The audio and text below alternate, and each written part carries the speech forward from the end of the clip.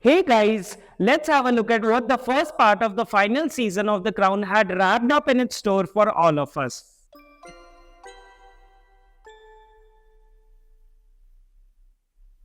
The season opens up on the subtle streets of Paris, where an ordinary passerby witnesses a devastating tragedy on scene.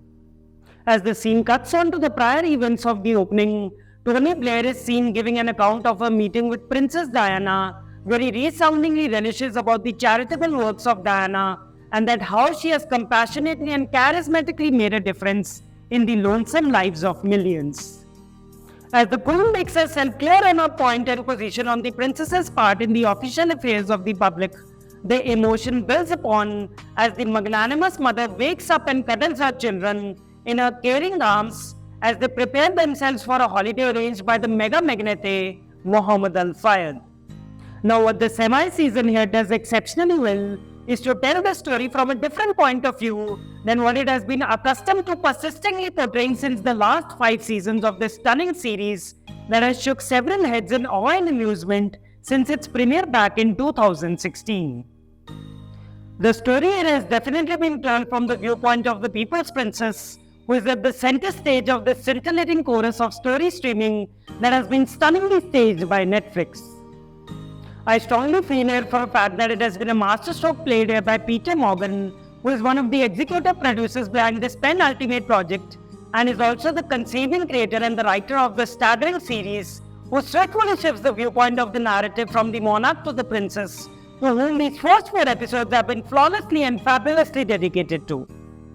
Talking about the transition, I was really left impressed by the fact that the season has so stupendously shifted its aura from the spellbinding set designs that we had so jaw-droppingly witnessed and admired in the first 4 seasons of this sensational series, and the gist of which was so absurdly absent in its preceding season, which had made it out into a mediocre season by its supreme and soaring standards. The new season here balances out the entire act, given the fact that the dawn of the 90s was more about the initialization of the era of improving infrastructure and industrial complexes rather than the regal radiance of the royalty. Now, what the creators do so well here is to level up and balance out the stellar show of the spectacular set designs with the subtle shots of the serenic scenery on the outlined outskirts, which makes it rebound to its glittering gleam that it had so majestically and magnificently marveled in its preceding predecessors that were projected up until the 4th season. Now, talking about the most sensitive part of this season, which is in fact the unfortunate tragedy that took place under the shades of the dark and distressing omens of the devils, which led to the passing away of one of the most iconic figures of human history and left the world in a state of utter shock and despair. The series here stupendously shows the flashback of the chapter where people all over the world took to streets to bid their final farewells and express their soul-shattering sorrowness over the loss of such a resonated and revered figure across the vast boundaries of the globe. The creators here have handled this heartbreaking and horrifying phase of human history with great care and a sincere sensitivity, where the soap-soaking scenes just leave you shaken and shattered to the central core of your spine as we witness the trail of the transpiring time of threat and the aftermath of the turbulent tragedy. Now, I want to particularly mention the prestigious performances by the incredible cast of this prominent project, where I want to start with the smoothly driven show by Dominic West, where he gives a daring and dramatic performance as he portrays the Prince of Wales with a sense of deep desperation and vast vulnerability. The actor here gives a notable and nifty performance where he hovers upon and hangs on in line as the heir to the throne. Talking about the other members of the cast, where the leading lady in question here and a high-headed hubby have been cast aside here in the starting segment of this season, with the first part of the finale focusing on the final farewell to the phenomenal princess. Elizabeth Debicki staggeringly steals the show here as she serves as the showstopper of the starting storyline of this sleekful season, where she portrays the People's Princess with a perfect poise and tremendous tenacity.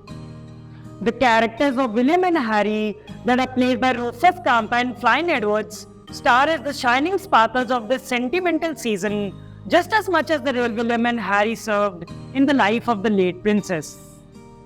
The cast here has been wonderfully supported by Khalid Abdullah and Salim Daw, who put up their steady spirit and sensitive souls into the pivotal characters played by them of Brody and Muhammad Al Fayed as the lead behind the lasting landmark among the long list of actors who played some of the most paramount parts in this spectacular series. I'm going with 4 out of 5 for this opening ornament of the crown. If the princess had picked and planted again the broken plant when the roses had forgotten to bloom out with a reddish glance, while a priceless prince had indeed returned to part with his share of the prescribed plan, while the pains of Paris deprived us of the princess who loved and lured life's every chance. To the princess who continues to be timeless. Hey guys, if you like my video, you can click on the like and share button, and you can also subscribe to my channel so that you don't miss upon these types of videos. Settle upon for cinema and series are sure to go on.